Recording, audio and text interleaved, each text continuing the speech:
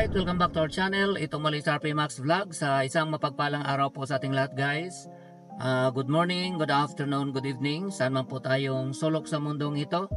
Naway na sa mabuting kalagayan po ang lahat, guys, sa mga panahong ito. Okay? So, mega love shoutout din po sa ating ama ng Kalingap, Kuya Val Santos Matubang, Kalingap Rab, and Ate Edna Vlogs. At mga kasamahan ko pong reactors, mga Kalingap partners, sa inyong lahat po ay mega love shoutout. Okay, so gusto ko lang pong gawa ng reaction, guys. Ito nga pong sa live po ni Kuya Val kahapon, meron po siyang binanggit September 10, 2024. Nung live po niya nung umaga, may binanggit po siya tungkol kay Piniel. So pakinggan muna natin sandali, guys, at bago natin gawa ng komento. Okay, so ito po yun. May isa pa akong habulin dito, mga kaibigan. May isang habulin pa ako rito. Alam mo sinong habulin ko ito? Mga Kalingap? Alam mo sinong habulin ko sa aking live?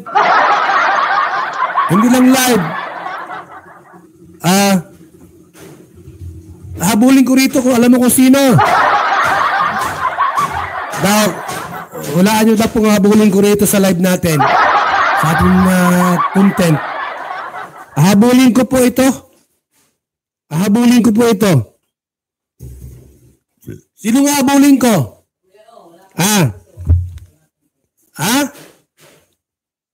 Yung umibig at nagmahal kay Piniel. Habulin ko. Hindi nag-aral si Piniel. Sabi may eskwela si Piniel. Sino yung nagmahal at umibig kay Piniel? Bakit po habulin po namin? Sapagkat nangako kami doon sa namatay niyang ama. Tay, huwag ka mag-alala, nandito kami, Kalingap. Alagaan po namin yung anak niyo at pang-iskwilahin. May dumugit. May kumuha. At ang sabi po ay pang-iskwilahin at paaralin. Oo, sige, hindi po namin yan. Pupunta kami doon sa Bulan Sursogon. At i-check namin. Bakit di ka nag-eskwela? Bakit hindi? Ayun, so dito po, guys, nabanggit po ni Kuya Val. Tulad din po ng binanggit niya na si Rina, kung kinakailangan, kung bumalik ito sa dati niyang sakit, ay babawiin.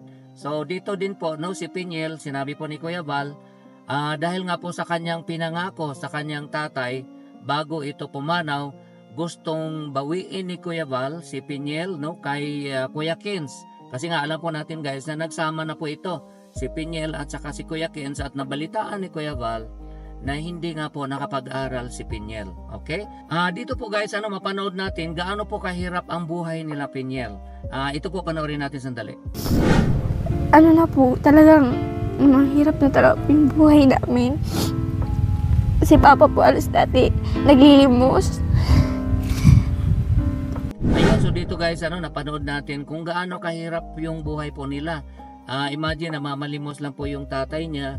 Kaya nga po, sa araw-araw po talaga niyang ginagawa, kaya po ito nagkasakit. Okay? So, ngayon, malaki nga ang kanyang pasalamat dahil nga po sa tulong po ng Team Kalingap, makapag-aral na po siya. At yun po ang inassure niya yung tatay niya na makapag-aral na siya sa tulong po ni Kuya Val. Okay? Unang Team Kalingap.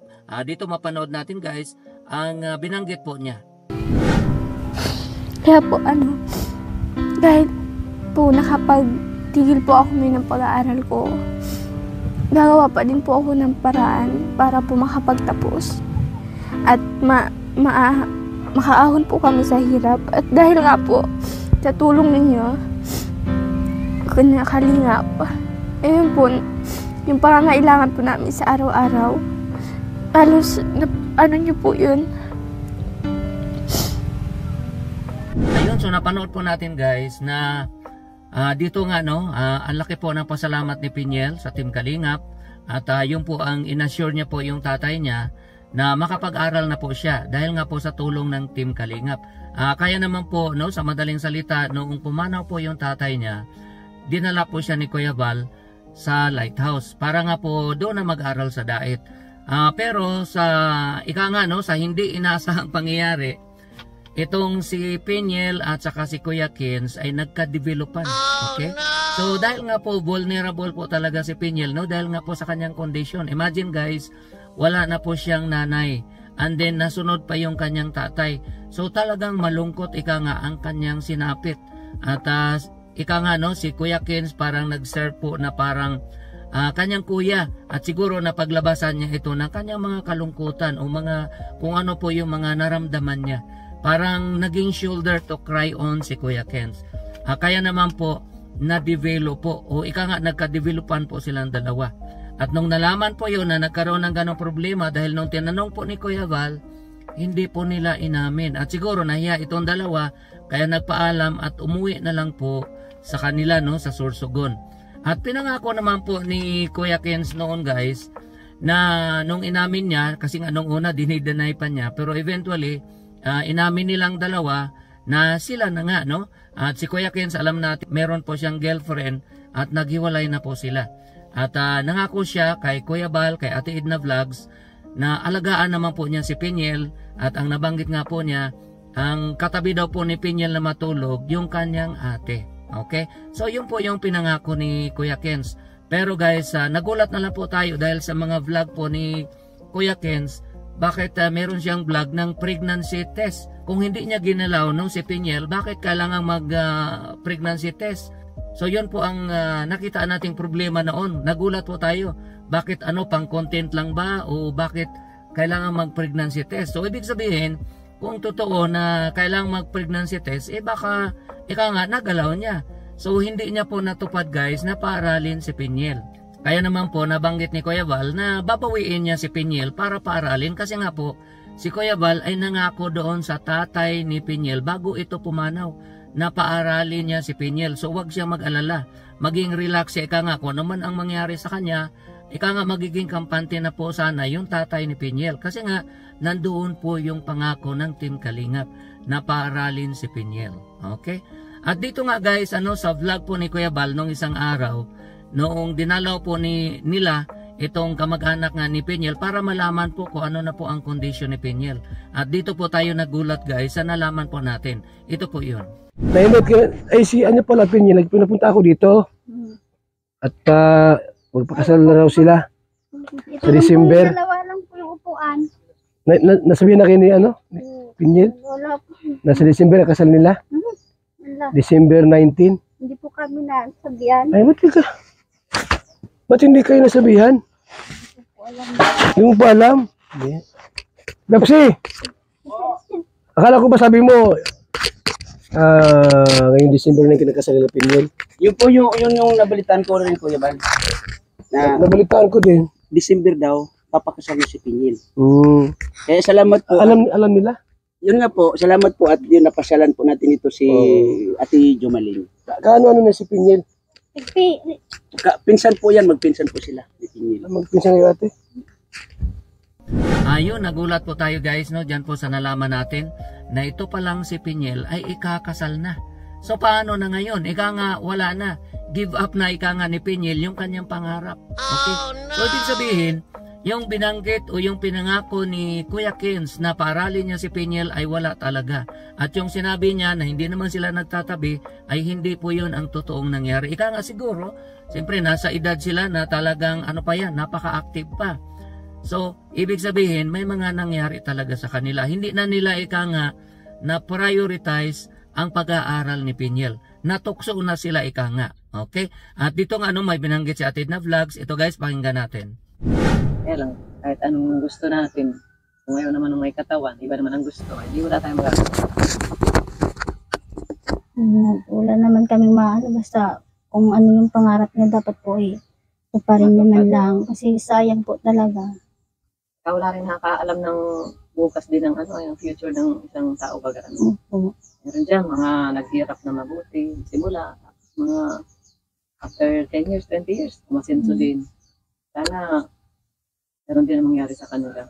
Ayun, so tama po yung binanggit guys ni Ate Edna Vlogs na totoo po yan kahit na gaano man natin kagusto na makatapos si Peniel ng kanyang pag-aaral. kung siya mismo ay hindi rin talaga porsigido ika nga na makatapos, ay wala po talagang mangyari.